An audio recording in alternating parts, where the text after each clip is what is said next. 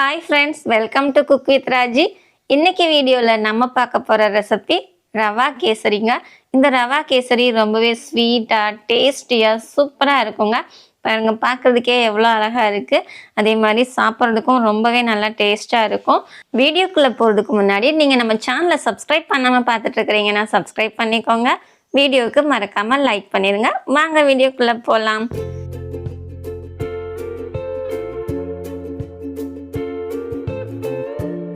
ரவா கேசரி பண்ணுறதுக்கு நான் ஒரு பேன் எடுத்துருக்கிறேன். ஸ்டவ் ஆன் பண்ணிவிட்டு பேன் நல்லா சூடானதுக்கப்புறம் 1 ஸ்பூன் அளவுக்கு நெய் சேர்த்துருக்குறேங்க. இந்த நெய் நல்லா உருகட்டுங்க. நெய் உருகினதுக்கப்புறம் நம்ம இதில் முந்திரி பருப்பு சேர்த்து வறுத்துக்கலாம்.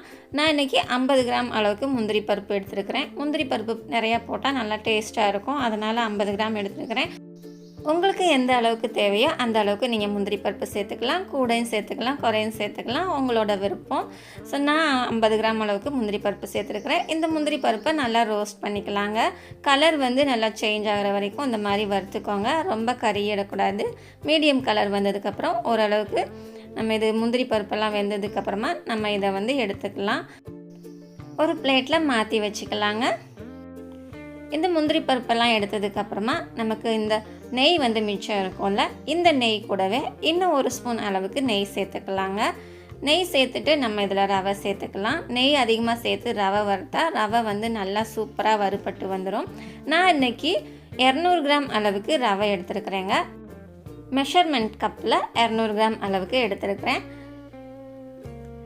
இந்த ரவையை ஒரு 5 நிமிஷம் போல் நல்லா வறுத்துக்கலாங்க. ரவை வறுக்கும்போது நீங்கள் ஸ்டவ்வை மீடியம் ஃப்ளேமில் வச்சுக்கோங்க. நல்லா வறுப்பட்டு வரணும். நல்லா கொஞ்சம் செவந்து வரணும். கலர் மாறிடக்கூடாது. லைட்டாக செவந்து வந்தால் பரவாயில்ல. நல்ல மணம் வரணும். இந்த ரவை வேகிற அந்த ஃப்ளேவர் நமக்கு தெரியும்ல, அந்த ஃப்ளேவர் நல்லா சூப்பராக இருக்கும். ஃப்ளேவர் வரவுமே வெந்துருச்சுன்னு தெரிஞ்சிடும். ஸோ இந்த ஸ்டேஜ் வந்ததுக்கப்புறமா நம்ம இந்த ரவையை ஒரு பிளேட்டில் மாற்றிக்கலாங்க. இப்போ இதே பேனில் நம்ம எந்த கப்பில் ரவை அளந்தோமோ அதே கப்பில் 3 கப் அளவுக்கு தண்ணி சேர்த்துக்கலாங்க. நம்ம எப்போவுமே ரவையை அளக்கும்போது ரவை 1 பங்குனா தண்ணி 3 பங்காக இருக்கணும். அப்போ தான் கேசரிக்கு நல்ல கரெக்டான பக்குவமாக இருக்கும். 1 கப் ரவைக்கு 3 கப் தண்ணி. இந்த மெஷர்மெண்ட்டை கரெக்டாக பார்த்துக்கோங்க. தண்ணி சேர்த்துட்டு இது கூட கொஞ்சமாக ஒரு பிஞ்ச் அளவுக்கு உப்பு சேர்த்துக்கோங்க. நான் 1/4 ஸ்பூனுக்கும் கம்மியாக உப்பு எடுத்துருக்கிறேன். உப்பு எதுக்காக சேர்க்குறோன்னா, உப்பு சேர்க்கும்போது நமக்கு இனிப்பு கம்மியாக போட்டால் போதும், நல்லா இனிப்பு அதிகமாக எடுத்து கொடுக்கும். அதனால தான் நான் உப்பு சேர்த்துருக்குறேன். இதுலேயே ஒரு பிஞ்ச் அளவுக்கு கேசரி கலர் சேர்த்துக்கலாங்க. நான் கொஞ்சமாக தான் சேர்த்துருக்கேன். உங்களுக்கு கேசரி கலர் ரொம்ப பிடிக்கும்னா உங்களுக்கு எந்த அளவுக்கு தேவையோ அந்த அளவுக்கு இன்னும் கொஞ்சம் கூட அதிகமாக சேர்த்துக்கலாம். நான் கம்மியாக சேர்த்துருக்குறேன். உப்பும் கேசரி கலரும் சேர்த்துட்டு இதை கொஞ்சம் கலந்து விட்டுக்கலாங்க. கலந்து விட்டுட்டு நம்ம தண்ணி நல்லா கொதிக்க வச்சுக்கலாம். தண்ணி நல்லா கொதித்ததுக்கப்புறம் தான் இதில் ரவையை போடணும். தண்ணி கொதிக்கிறதுக்கு முன்னாடி ரவை போட்டுட்டோன்னா கேசரி கொல கொலன்னு கஞ்சி மாதிரி ஆகிடும். அதனால் நம்ம தண்ணி கொதித்ததுக்கப்புறம் தான் ரவை போடணும். அப்போ தான் நல்லா ஒட்டாமல், கையில் பிசு பிசுன்னு ஒட்டாமல் ரொம்ப அல்வா பதத்துக்கு வரும் இந்த கேசரி. பாருங்கள், தண்ணி நல்லா கொதிச்சிருச்சு. இப்போ நம்ம வறுத்து வச்ச ரவையை இதில் சேர்த்துக்கலாங்க. சேர்த்துட்டு இதை ஒரு 2 நிமிஷத்துலேருந்து 5 நிமிஷம் வரைக்கும் நல்லா கலந்து விடுங்க. நல்லா கலந்து விடும்போது ரவை நல்லா வெந்து நல்லா கட்டியாக வரும்.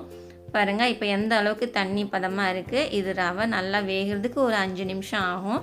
அந்த 5 நிமிஷம் வரைக்கும் நல்லா கலந்து விட்டுட்டே இருங்க. ரவை வேகும்போது தெரிச்சு வரும். அதனால் ஸ்டவ்வை மீடியம் ஃப்ளேமில் வச்சுக்கோங்க. மீடியம் ஃப்ளேமில் வச்சிங்கன்னா தெரிக்காது. மீடியம் ஃப்ளேமில் வச்சுட்டு இந்த மாதிரி ஒரு 5 நிமிஷம் கலந்து விடுங்க. பாருங்கள் எந்த அளவுக்கு கட்டியாக வந்திருக்கு. இந்த அளவுக்கு கட்டியாக வந்ததுக்கப்புறம் நம்ம இதில் எந்த அளவுக்கு சுகர் தேவையோ அந்த அளவுக்கு போட்டுக்கலாங்க. நான் இன்றைக்கி வெள்ளை சர்க்கரை தான் எடுத்துருக்கிறேன்.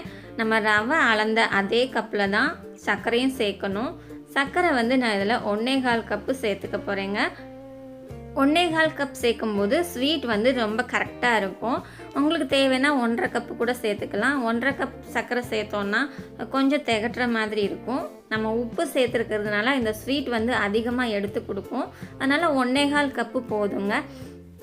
இந்த அளவுக்கு சுகர் சேர்த்தாலே ஸ்வீட் வந்து ரொம்பவே நல்லா இருக்கும், திகட்டாது. குழந்தைங்களுக்கும் சரி பெரியவங்களுக்கும் சரி சாப்பிடும்போது திகட்டாமல் இருக்கும். அதனால தான் ஸோ 1.25 கப் அளவுக்கு போதுமானது. ஃபஸ்ட்டு வந்து ரவை எந்த அளவுக்கு கெட்டியாக இருந்தது, இப்போ நம்ம சர்க்கரை சேர்த்ததுக்கப்புறமா எவ்வளோ தண்ணியாக இலகி வந்திருக்கு பார்த்தீங்களா. இதுவும் நல்லா கட்டியாக வர்ற அளவுக்கு கலந்து விட்டுக்கணுங்க. நம்ம சர்க்கரை சேர்த்ததுக்கப்புறம் இலகுனது மறுபடியும் ஃபஸ்ட்டு எப்படி இருந்துச்சு, ரவை நல்லா கட்டியாக வந்துச்சுல, அதே மாதிரி இதுவும் கட்டியாக வர வரைக்கும் கலந்து விட்டுக்கோங்க. நெய் சேர்த்துட்டு 2 நிமிஷம் நல்லா கலந்து விடும்போது ஃபுல்லாக அந்த நெய் எல்லாம் ஃபுல்லாக உள் வாங்கிடும், ரவை நல்லா இழுத்துரும். அதுக்கப்புறம் பார்த்திங்கன்னா கொஞ்சம் ட்ரை ஆகும்ல, அந்த ஸ்டேஜில் நம்ம இன்னும் ஒரு தடவை நெய் சேர்த்துக்கலாங்க.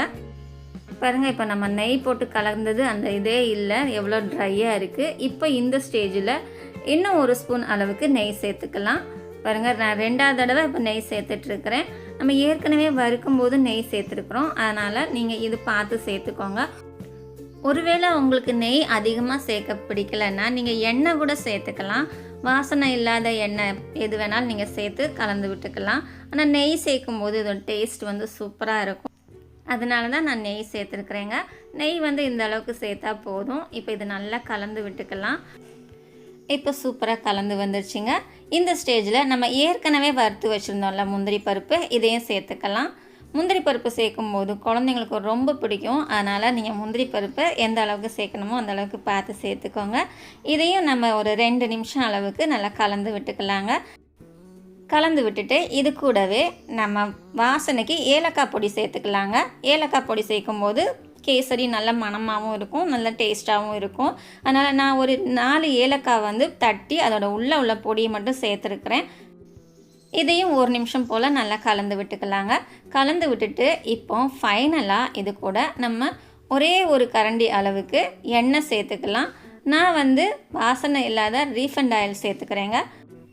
ஃபைனலாக இறக்கிறதுக்கு முன்னாடி ஒரே ஒரு கரண்டி மட்டும் எண்ணெய் சேர்த்துட்டு இதை கொஞ்சமாக கலந்து விட்டுக்கலாங்க. கலந்து இப்படி எண்ணெய் ஊற்றி கலந்து விடும்போது இதோட டேஸ்ட் வந்து இன்னும் நல்லா இருக்கும். வாயில் வச்ச உடனே கரையும், கையிலையும் ஒட்டாது, கரண்டிலையும் ஒட்டாது. பாருங்கள், பாத்திரத்தில் ஒட்டாமல் எவ்வளோ சூப்பராக வருது. நம்ம தொட்டாலும் அப்படியே நல்லா சாஃப்டாக இருக்கும். கண்ணாடி பதத்துக்கு ரொம்பவே சூப்பராக இருக்குங்க. பாருங்கள், நல்லா 1 நிமிஷம் கலந்து விட்டாச்சு. இந்த ஸ்டேஜ் வந்ததுக்கப்புறமா நம்ம அந்த ஸ்டவ்வை ஆஃப் பண்ணிவிட்டு இறக்கிக்கலாம். பாருங்கள், எவ்வளோ நல்லா கரண்டிலையும் ஒட்டாமல் அந்த பேன்லேயும் ஒட்டாமல் எப்படி வருது. இந்த மாதிரி இருக்கணுங்க கேசரி. அப்படியே அல்வா மாதிரி பாத்திரத்தில் ஒட்டாமல் வருது. சூப்பராக வெந்து வந்துருச்சு. இந்த ஸ்டேஜில் நம்ம எடுத்து சுட சுட சர்வ் பண்ணிக்கலாங்க. பார்க்குறதுக்கு அப்படியே அல்வா மாதிரி இருக்குது பார்த்தீங்களா. வாயில் வச்ச உடனே கரைஞ்சிரும், அந்த அளவுக்கு ஒரு நல்ல டேஸ்ட்டாகவும் இருக்கும். நீங்களும் இந்த ரெசிப்பியை கண்டிப்பாக ட்ரை பண்ணி பாருங்கள், உங்களுக்கும் ரொம்பவே பிடிக்குங்க. குழந்தைங்கள்லேருந்து பெரியவங்க வரைக்கும் எல்லாருக்கும் இந்த ரெசிபி பிடிக்கும். பொதுவாக நம்ம பிறந்த நாள்னாலே கேசரி செய்யாமல் யாரும் இருக்க மாட்டோம். ஸோ கண்டிப்பாக இதை நீங்கள் ட்ரை பண்ணி பாருங்கள். வீடியோ பிடிச்சிருந்தா வீடியோக்கு லைக் பண்ணிடுங்க. நம்ம சேனலை சப்ஸ்கிரைப் பண்ணாமல் பார்த்துட்ருக்கீங்கன்னா சப்ஸ்கிரைப் பண்ணிடுங்க. சமையல் எதுவானாலும் ரசித்து சமைங்க, ருசித்து சாப்பிடுங்க. மறுபடியும் அடுத்த வீடியோவில் இன்னொரு சூப்பரான ரெசிபியோடு பார்க்குறேங்க. பாய்.